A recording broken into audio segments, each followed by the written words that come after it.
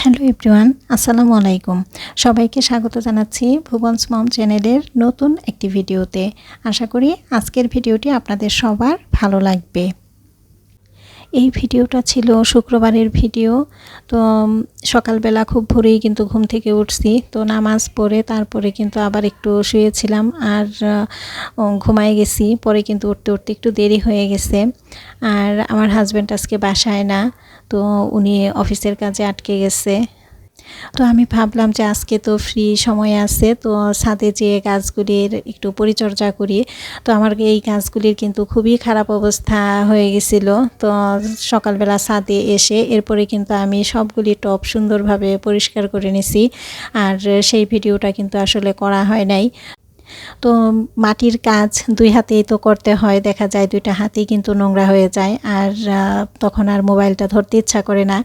আর tripod আবার আনবো, এটা একটা আলসেমির কাজ আমার কাছে, তো এজন্য আর সেই ভিডিও করা হয় নাই। যাই হোক, এখন গাছগুলি সব পরিষ্কার করে তারপরে আপনাদের সাথে এখন শেয়ার করতেছি। আর এখানে থাই পাতা গাছের টবটা যখন পরিষ্কার করি তখন কিন্তু এই ডালটা ভেঙে গেছে। তো এই ডালটাতে শিকড় আছে, তো ভাবলাম যে বাসায় নিয়ে যাই। আর ছাদে কিন্তু প্রচণ্ড পরিমাণ রোদ, এত রোদের মধ্যে আর থাকতে পারতেছিলাম না, পরে নিচে চলে আসি। আর এখানে কিছু নতুন করে গাছ লাগানো হয়েছে, তো এই গাছগুলি যখন ভালোভাবে হবে তখন রোদে নিয়ে দিব, এখন ছায়াতেই থাকবে। তো এই যে দরজার বাহিরেও কিন্তু কিছু গাছ আছে। আসলে আমার তো ইচ্ছা করে সব জায়গাতেই গাছ রাখতে, কিন্তু আসলে আমাদের বাসাটা ওই রকম না, আমাদের বাসাটা কিন্তু খুবই ছোট। তো এত ছোট বাসায় দেখা যায় এত বেশি গাছ রাখলে বেশি গ্যাঞ্জাম মনে হয়, তো এই কারণে আসলে খুব বেশি গাছ রাখি না। তো কিছু গাছ এই যে ছাদে আছে, তারপরে বারান্দায় কিছু গাছ আছে, আর ঘরে খুব অল্প পরিমাণেই রাখছি গাছ। তো এই যে এই থাই পাতার ডালটা কিন্তু আমি বোতলের মধ্যে পানি দিয়ে তারপরে রেখে দিলাম, দেখি যে হয় কিনা। আমি জানি না হবে কিনা, বা এরকম কাউকে কখনো রাখতেও দেখি নাই। তো আমার মনে হলো যে একটু পানির মধ্যে রেখে দেখি যে কতদিন ভালো থাকে, এই আর কি। তো গাছের পরিচর্যা শেষ করে এরপরে চলে আসলাম সকালবেলার নাস্তাটা রেডি করার জন্য।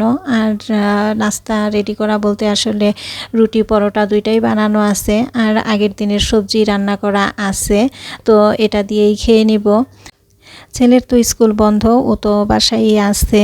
তো ও দেখা যায় যখন স্কুলে যায় তখন আসলে নাস্তা খেতে চায় না সকালবেলা, আর এমনিতে যখন বাসায় থাকে তখন করে নাস্তা।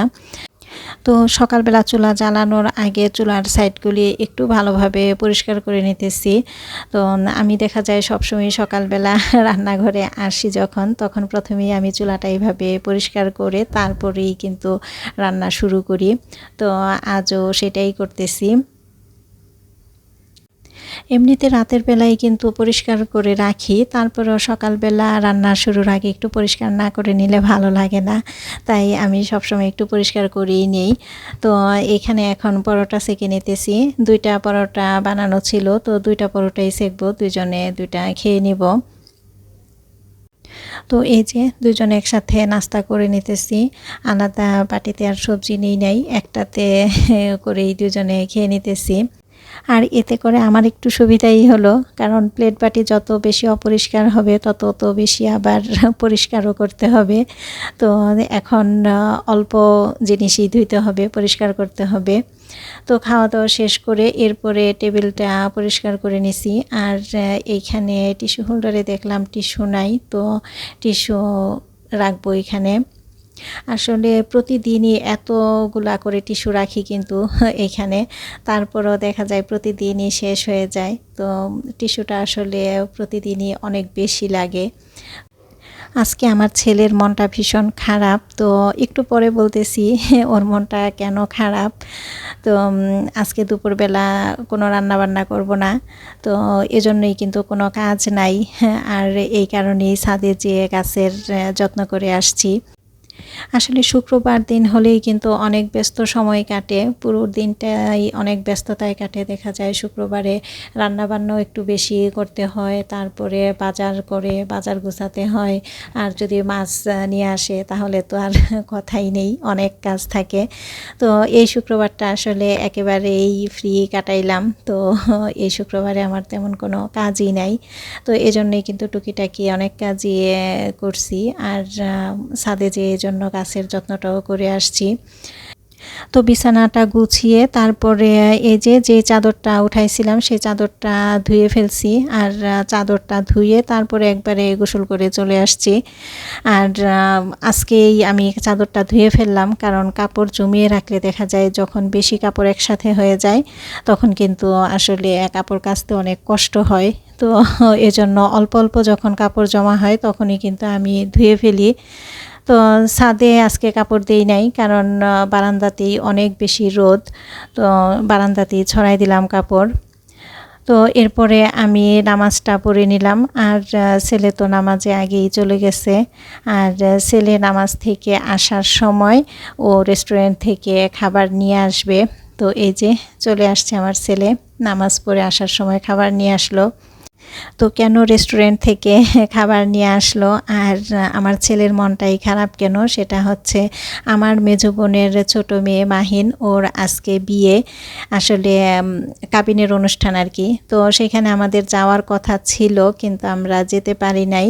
তো ওর বাবা অফিসের কাজে আটকে গেছে, কথা ছিল যে সে অফিসের কাজের মাঝখানেই যাবে, কিন্তু সেটাও সে যেতে পারে নাই।